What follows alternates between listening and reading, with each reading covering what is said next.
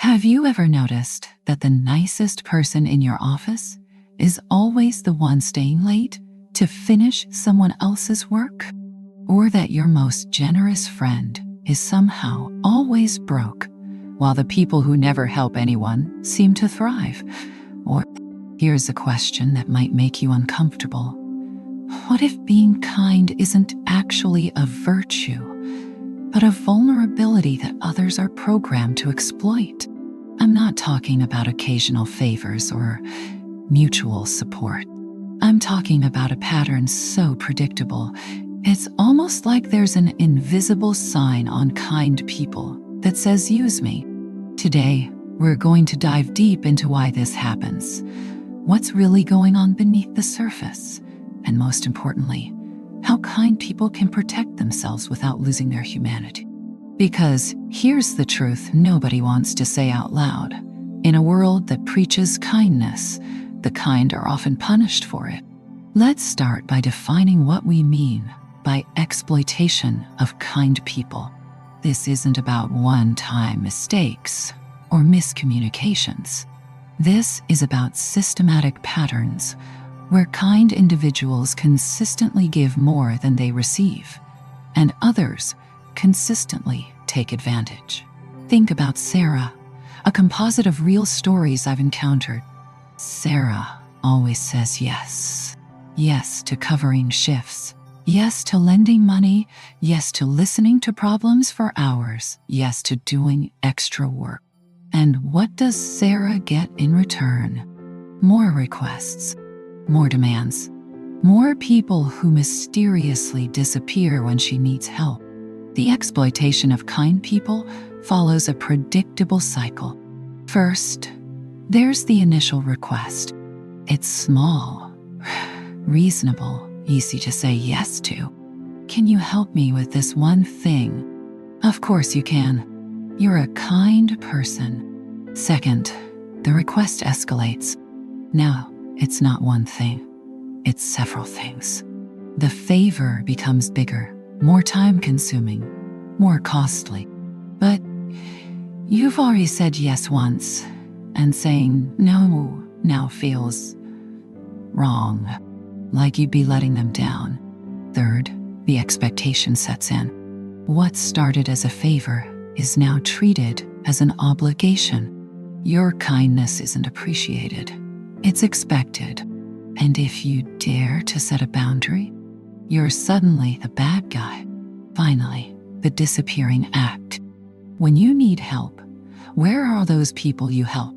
Nowhere to be found. They're busy, they're stressed, they just can't right now.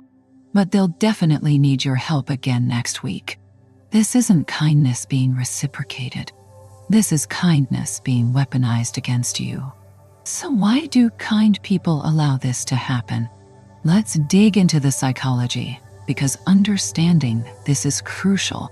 First, there's what psychologists call agreeableness, one of the big 5 personality traits. Highly agreeable people are wired to be cooperative, considerate, and conflict averse. Their brains literally light up differently when they help others. It feels good to be kind. It feels right. But here's where it gets complicated. Many kind people aren't just naturally agreeable. They're people pleasers shaped by their past. Maybe they grew up in an environment where love was conditional, where being good meant being useful, where conflict meant danger. So they learned early. If you want to be loved, be helpful. If you want to be safe, don't say no. If you want to belong, put everyone else first. This creates what I call the kindness trap. Your self-worth becomes tied to how much you give. You don't feel valuable unless you're being useful to someone else. And the scariest part? You might not even realize you're doing it. There's also the empathy factor. Kind people often have high empathy. They can feel other people's emotions intensely. When someone asks for help and you can feel their stress, their anxiety, their desperation, Saying no feels like you're causing them pain, like you're responsible for their suffering. But here's a critical distinction we need to make. Empathy without boundaries isn't kindness. It's self-destruction. Kind people also tend to have an optimistic bias about human nature. They believe that if they're good to others, others will be good to them. That kindness will be reciprocated. That people will recognize and appreciate their generosity. Sometimes that's true, but sometimes it's catastrophically wrong, because not everyone operates with the same values. Not everyone sees your kindness as something to honor. Some see it as something to exploit. Now let's talk about the other side of this equation. Who are these people who exploit kindness, and why do they do it? First, let's be clear. Not everyone who accepts help from a kind person is an exploiter.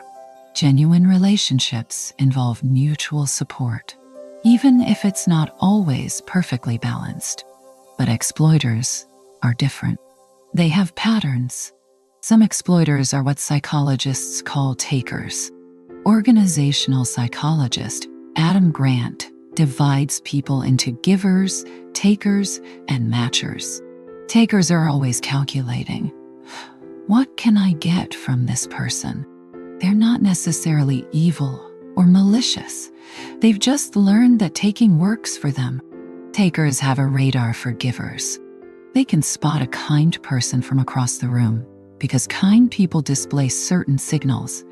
They say yes quickly. They apologize excessively. They soften their language. They're uncomfortable with conflict. To a taker, these aren't personality traits. They're opportunities. Then there are the narcissists. Not everyone who exploits kind people has narcissistic personality disorder, but many exploiters have narcissistic traits, an inflated sense of entitlement, a lack of empathy, and a belief that others exist to serve their needs. For narcissists, your kindness isn't seen as generosity. It's seen as weakness.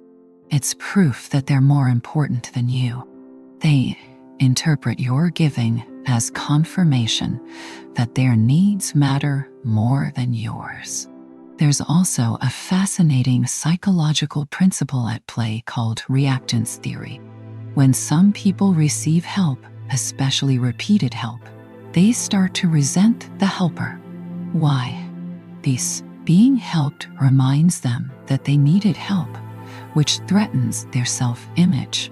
So instead of feeling grateful, they start to devalue you. It wasn't that big of a deal. Anyone could have done it. They probably enjoyed helping anyway. This allows them to keep taking without feeling guilty. And here's something that might surprise you. Many exploiters genuinely don't realize they're exploiting you. They've convinced themselves that you're happy to help, that you don't mind, that it's just who you are. They're not lying awake at night thinking about how they're using you. They're sleeping just fine, already planning tomorrow's request. The most dangerous exploiters are the ones who use guilt and manipulation. They frame their requests as emergencies. They make you feel like saying no would be cruel. They compare you to others, but Sarah always helps me. I thought you would too. They make their problems your responsibility. And if you try to set boundaries, they shift into victim mode. Suddenly, you're the selfish one. You're the one who changed. You're the one who doesn't care. This is emotional manipulation, and it's incredibly effective on kind people. Let's zoom out and look at the bigger picture, because this isn't just about individual psychology. It's about how society reinforces the exploitation of kind people. We live in a culture that glorifies selflessness, especially for certain groups. Women, in particular, are socialized from birth to be nurturing, accommodating, and self-sacrificing. The good woman is one who puts everyone else first. The good employee is one who goes above and beyond without complaint. The good friend is one who's always available. But notice what we don't celebrate: boundaries, self-preservation, strategic kindness. Think about how we talk about people who set boundaries. They're not team players. They're selfish or cold or unapproachable. Meanwhile, the person who says yes to everything is so helpful, such a team player, a really good person. The message is clear. Your value is measured by your usefulness to others. This is reinforced everywhere. In workplaces where cultural fit often means willing to work unpaid overtime. In families where the responsible child becomes the default caretaker. In friendships where reciprocity is treated as transactional rather than foundational. Social media has made this worse. Now we're performing kindness for an audience, seeking validation through our helpfulness. And exploiters have more access than ever. They can reach you anytime, anywhere, with urgent requests and guilt-inducing messages. There's also what I call the saint or sinner binary. In many cultural narratives, you're either selflessly kind or you're selfish. There's no middle ground. There's no concept of kind, but with boundaries, or generous, but not to the point of self-destruction. This binary thinking makes it incredibly hard for kind people to protect themselves without feeling like they're betraying their values. Religious and spiritual teachings often contribute to this too. Messages about turning the other cheek, going the extra mile, loving your neighbor as yourself.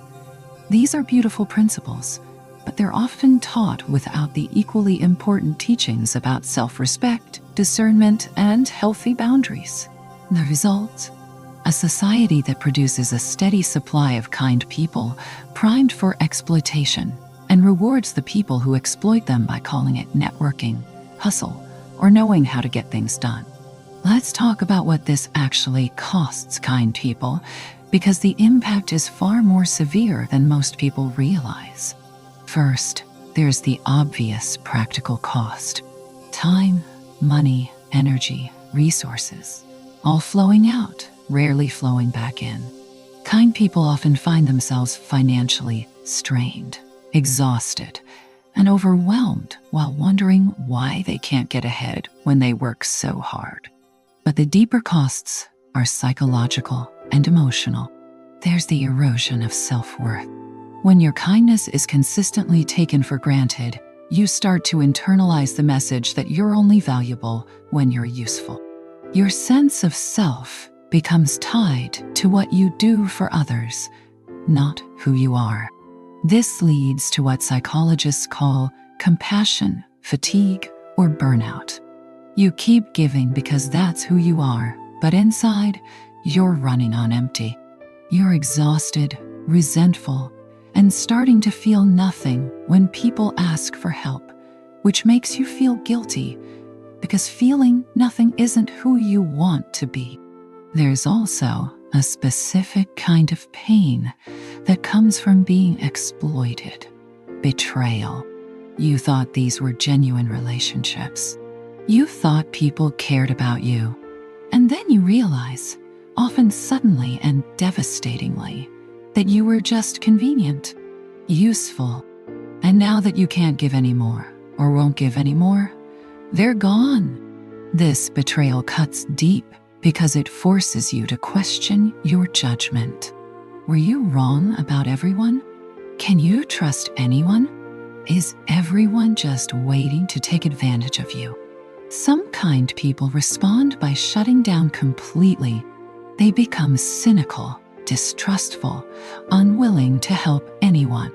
They protect themselves by building walls so high that no one can get in, including people who would actually value and reciprocate their kindness. Others double down on the kindness, thinking if they just give more, try harder, be better, eventually people will appreciate them. This is like pouring water into a bucket with no bottom. There are physical health consequences too. chronic stress from being overextended, from people-pleasing, from suppressing your own needs. This affects your immune system, your cardiovascular health, your sleep, your nervous system. Your body keeps the score even when your mind tries to rationalize it away. And here's something we don't talk about enough: the opportunity cost. Every hour you spend on someone else's problems is an hour you're not spending on your own goals, your own growth, your own life.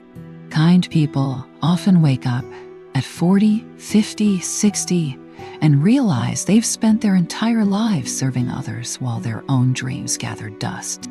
The question becomes, at what point does kindness stop being a virtue and become a form of self-harm? Now we need to address the elephant in the room: boundaries. Because this is usually where the conversation goes, right? Just set boundaries. As if it's that simple. Let's talk about why setting boundaries is so hard for kind people, and why the way boundaries are usually taught doesn't work. First, there's the fundamental misconception that boundaries are mean. Kind people often believe that saying no is unkind, that protecting yourself is selfish, that if you really cared, you'd find a way to help. But here's the truth: boundaries aren't walls that keep people out. Boundaries are standards for how you allow others to treat you. They're not about punishing others. They're about respecting yourself.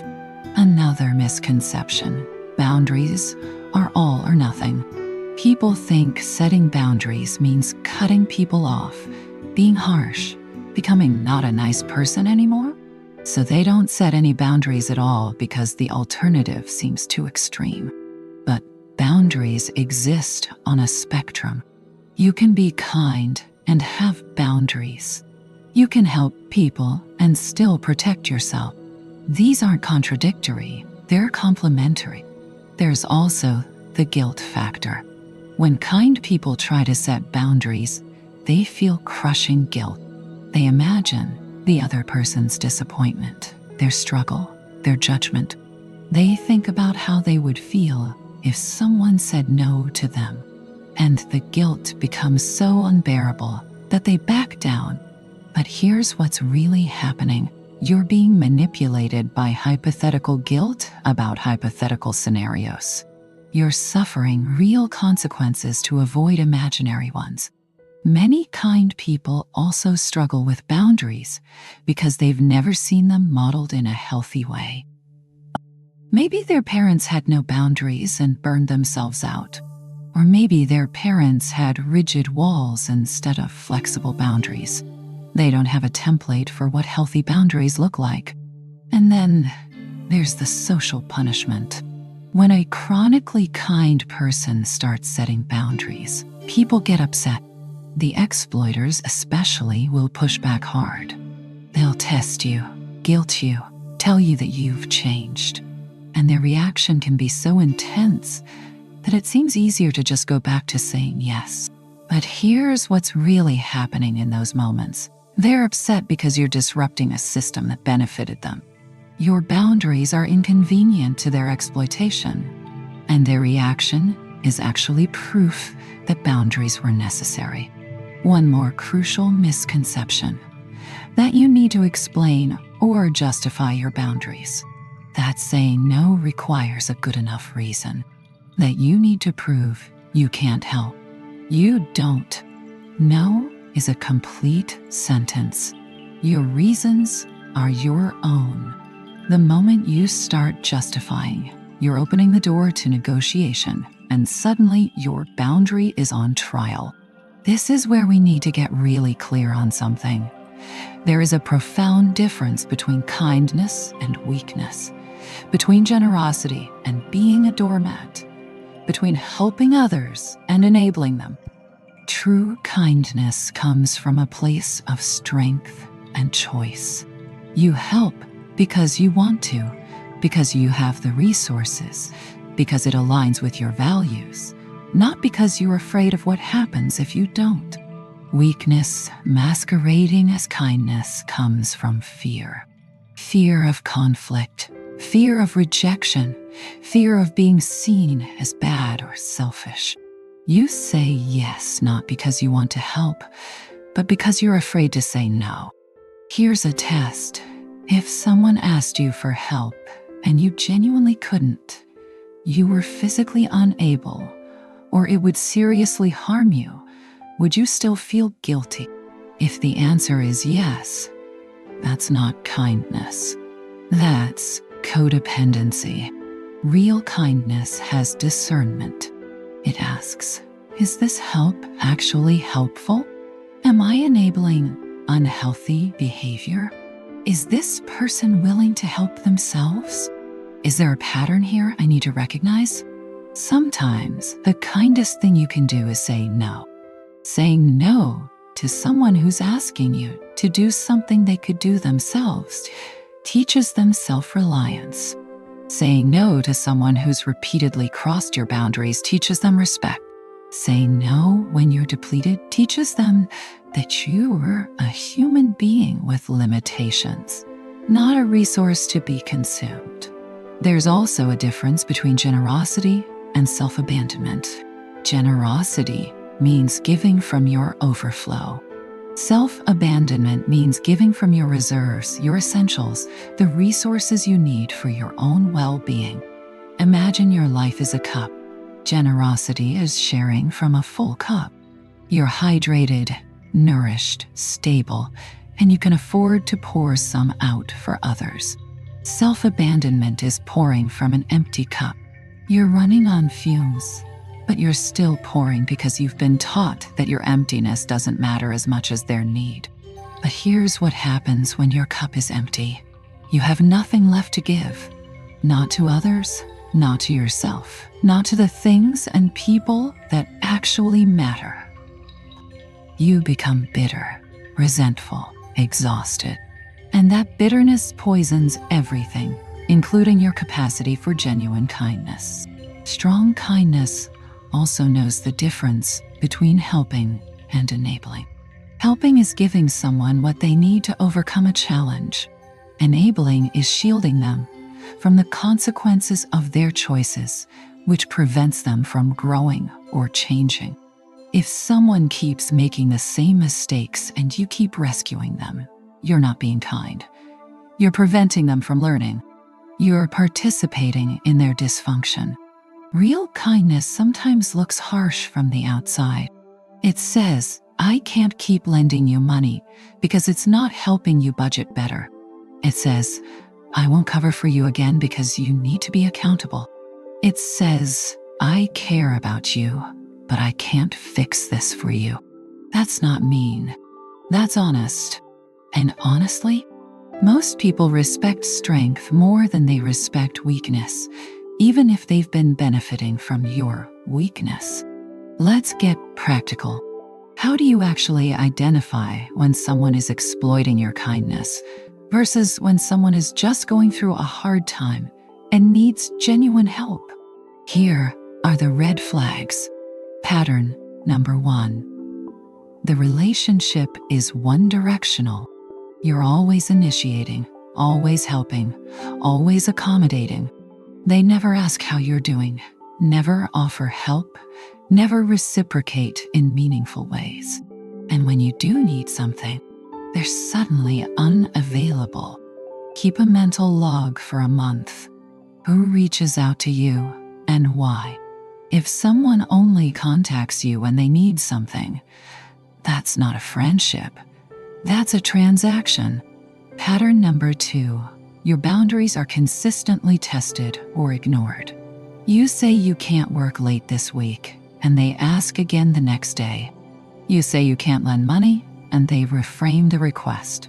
You say no to something, and they make you feel guilty until you change your mind.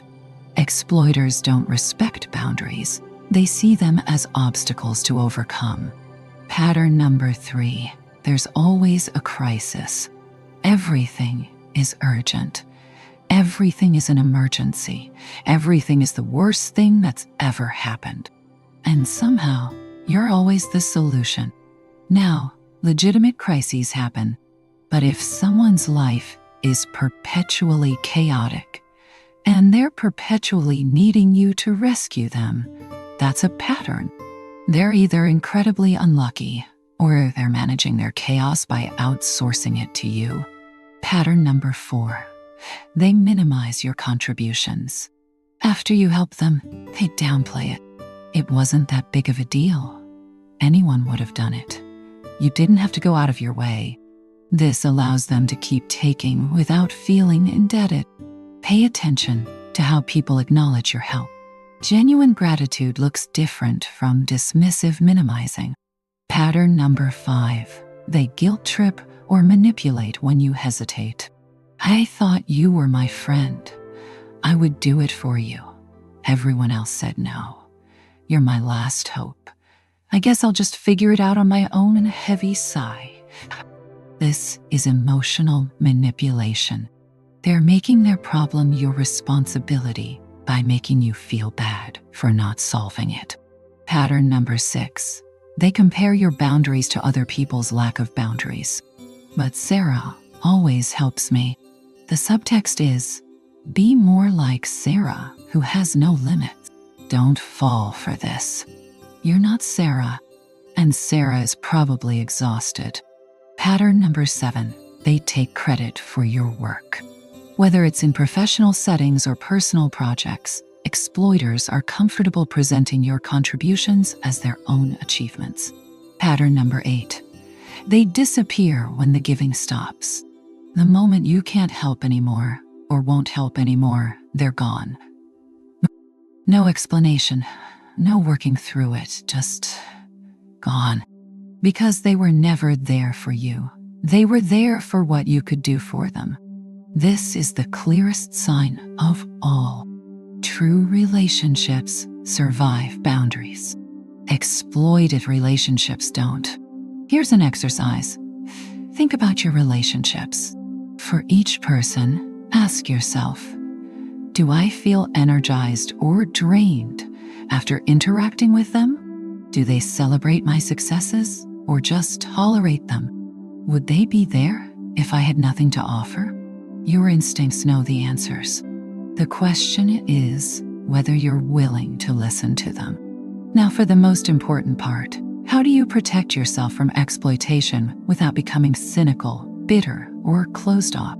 How do you maintain your kindness without being a target? Strategy 1. Build your self-worth independently of your usefulness. This is foundational. You need to develop a sense of value that exists whether or not you're helping someone. Spend time on activities where the only beneficiary is you. Create things, learn things, experience things for yourself. Practice saying I matter not because of what you do, but because you exist. Strategy 2. Implement the 24-hour rule. Unless it's a genuine emergency, don't say yes immediately.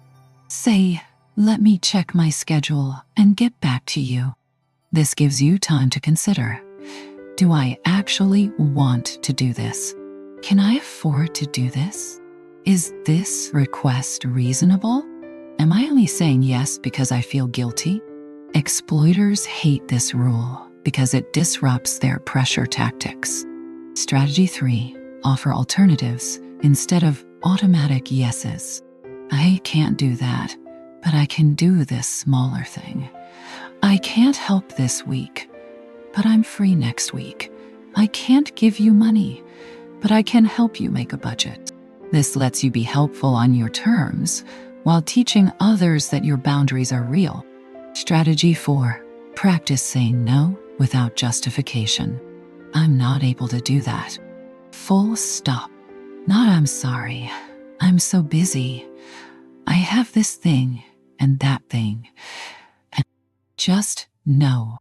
You don't owe anyone an explanation. The more you justify, the more ammunition you give them to argue with you. If they push, repeat, I understand you're disappointed, but my answer is no. Strategy 5. Audit your relationships regularly. Every few months, assess who adds value to my life, who only takes, which relationships feel mutual, which feel one-sided. You don't have to cut everyone off immediately, but you can start adjusting your level of investment.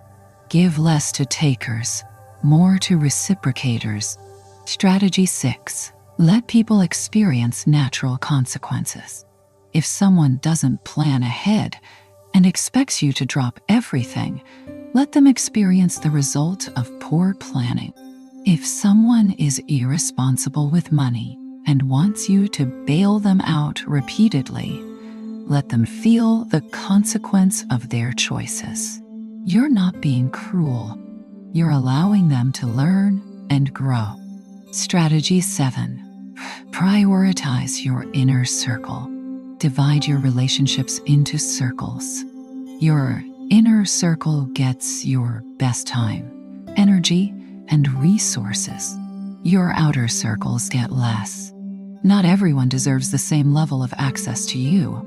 Your inner circle should be people who reciprocate, respect your boundaries, celebrate your wins, and show up when you need them. Strategy 8.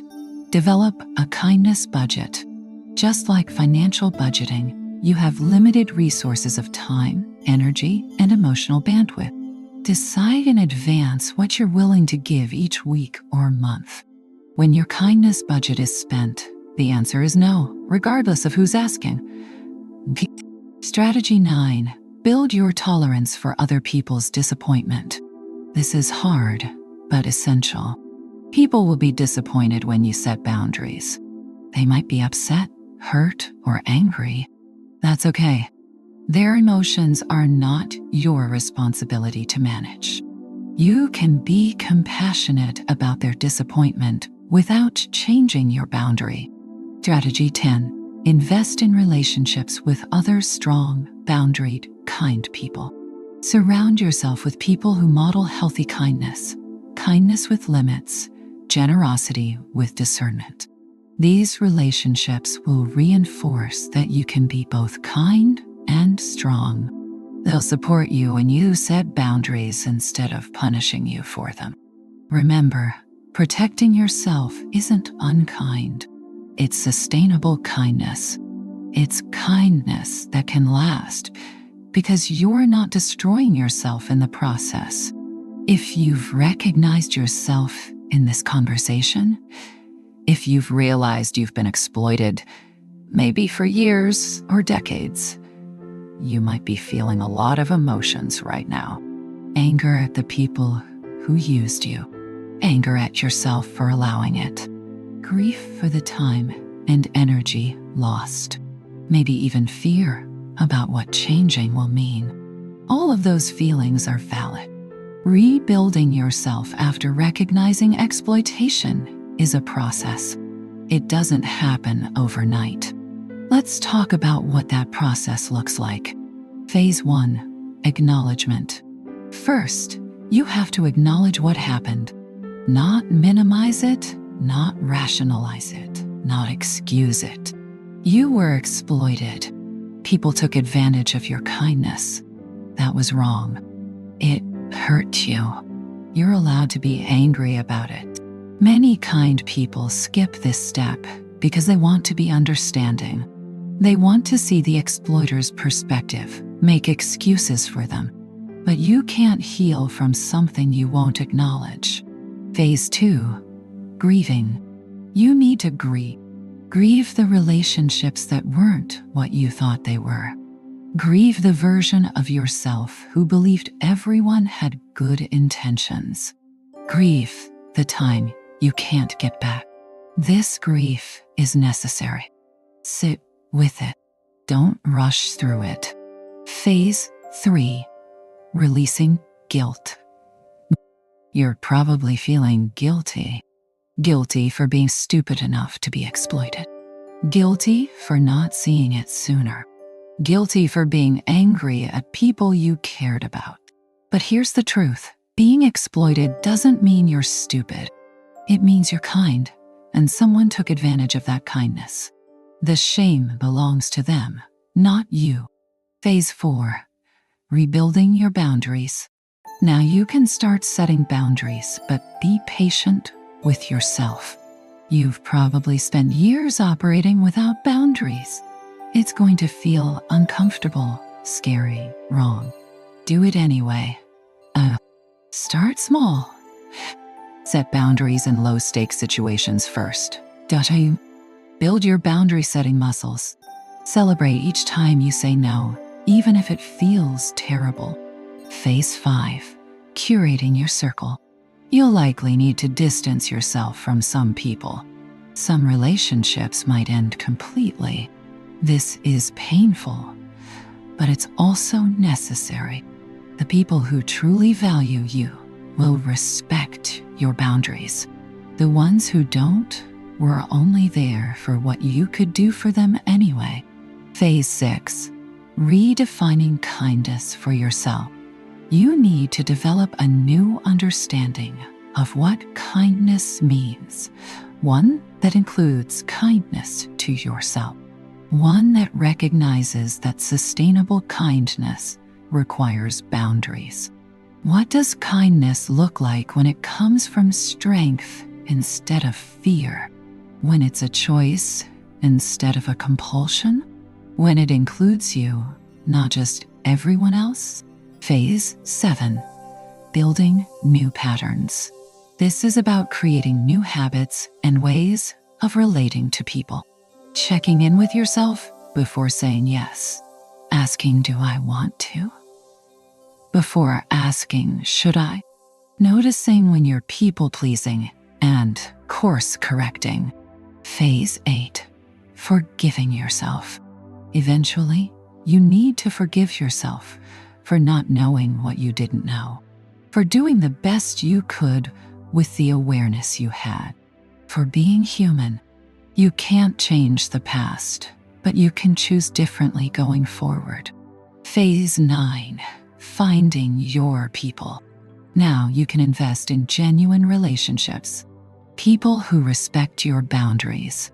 People who give and take in healthy ways.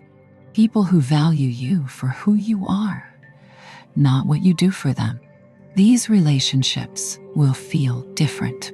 Less dramatic, less intense, less exhausting. They might even feel boring at first compared to the chaos you're used to. That's actually a good sign. Phase 10. Integration. Finally, you integrate everything you've learned. You're still kind, but you're kind with wisdom. You're still generous, but you're generous with discernment. You're still helpful, but you're helpful in ways that don't destroy you. You become someone who can be kind without being exploited because you've learned that true kindness includes kindness to yourself. So let's come back to where we started. Why are kind people always exploited? The answer is both simple and complex. Kind people are exploited because exploiters exist, and because our society teaches kind people that their value lies in their usefulness, while simultaneously teaching them that boundaries are selfish. Kind people are exploited because they have big hearts, and people with small hearts see that as an opportunity because they believe the best in others, and some people take advantage of that belief. Because they were taught to give endlessly and never taught to receive or protect themselves. But here's what I want you to understand. Being exploited is not inevitable for kind people. It's not the price you have to pay for having a good heart. You can be kind and strong, generous and boundaried, helpful and discerning. These aren't contradictions. They're the hallmarks of mature, sustainable kindness. The world needs kind people desperately. But it doesn't need martyrs who burn themselves out and end up bitter and closed off. It needs kind people who are strong enough to maintain their kindness over the long term. Kind people who know their worth, Kind people who understand that taking care of themselves isn't selfish. If you've recognized yourself in this video, I want you to know it's not too late to change. It's not too late to set boundaries, to rebuild, to protect yourself. You don't have to become unkind to stop being exploited. You just have to become wise. Your kindness is a gift, but gifts are meant to be given freely, not demanded or taken. You get to choose who receives your time, your energy, your resources. You get to choose to say no. You get to choose yourself without guilt. And to anyone listening who's ever taken advantage of someone's kindness, it's not too late for you either. You can choose to be better, to recognize and appreciate the kind people in your life, to give back instead of just taking, to treat kindness as the rare and precious thing it is. Because at the end of the day, we create the world we live in through our daily choices. We can create a world where kindness is exploited, where good people finish last, where generosity is punished. Or we can create a world where kindness is honored, where boundaries are respected, where people give and receive in healthy balance.